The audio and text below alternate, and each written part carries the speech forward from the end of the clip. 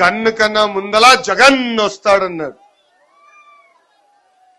ఇప్పుడు అర్థమైంది అది బుల్లెట్ లేని గన్నని, అది తుస్ తుస్ గన్నని. సౌండ్ ఎక్కువ, పని తక్కువ.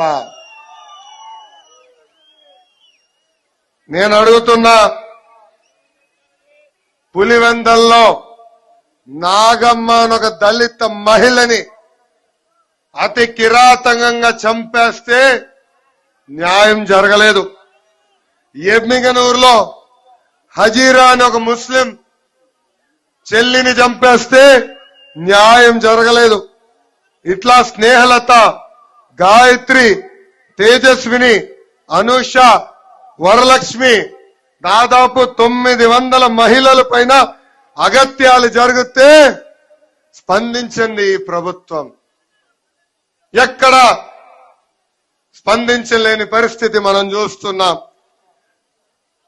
మన శాసనసభలో 21 రోజుల్లోనే ఉరి వేస్తాను, దానికి దిశా చట్టం తీసుకొచ్చానని చెప్పాడు జగన్ రెడ్డి.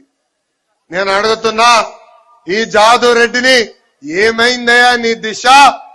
నేను చెప్పిన 900 మంది మహిళలకి ఒక్క కేసులోనా 21 రోజుల్లో నువ్వు ఊర శిక్ష